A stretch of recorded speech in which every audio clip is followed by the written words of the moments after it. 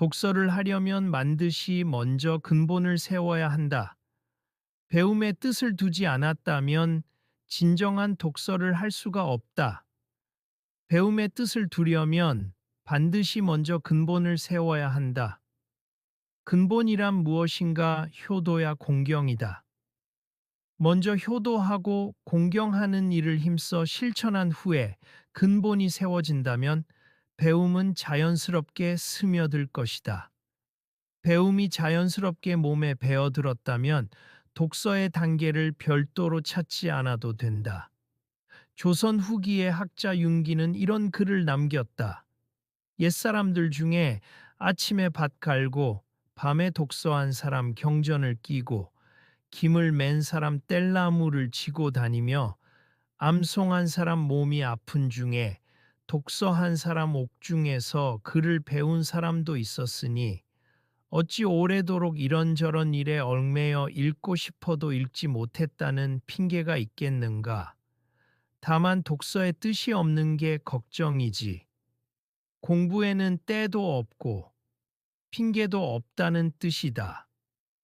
위나라 학자 동우는 제자가 되기를 청하는 젊은이들에게 어떤 글이라도 100번을 읽으면 뜻이 저질러 드러난다.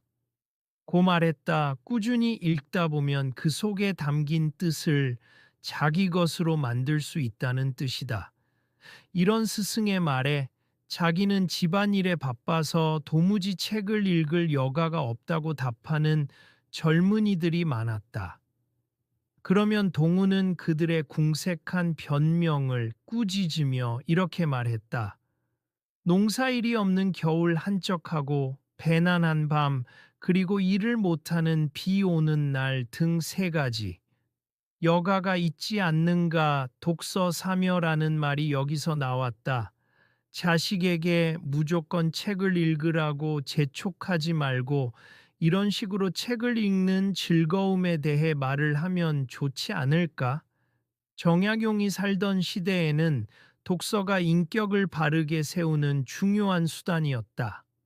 오늘날에도 독서를 통해 자신의 삶과 은행을 되돌아보고 인성을 바르게 해야 한다고 가르치지만 조선시대에는 독서가 인격 수양의 최고 수단으로 여기졌기에 또 그 중요성이 강조되었다. 정약용은 진정한 의미의 독서를 위한 선행 조건이 있다고 말한다.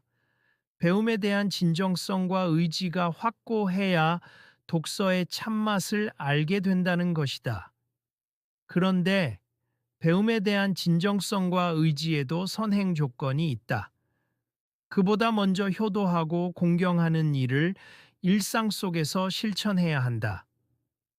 효도와 공경을 실천한 후에야 진실로 배움에 진정성을 가질 수 있게 되고 배움의 진정성을 가진 후에 비로소 참된 독서를 할 수 있다고 보았다.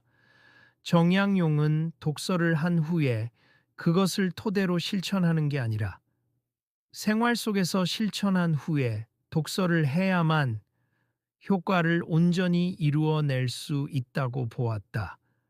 실천을 통해 배움에 대한 진정성을 세우고 그 다음에 독서를 할 때만 비로소 깊이 있는 독서를 할 수 있다는 것이다. 공부를 효도 공명과 밀접한 관계를 가진 것으로 표현한 것에는 사람다운 사람이 된 후에야 비로소 공부도 할 수 있다는 함의가 담겨 있다.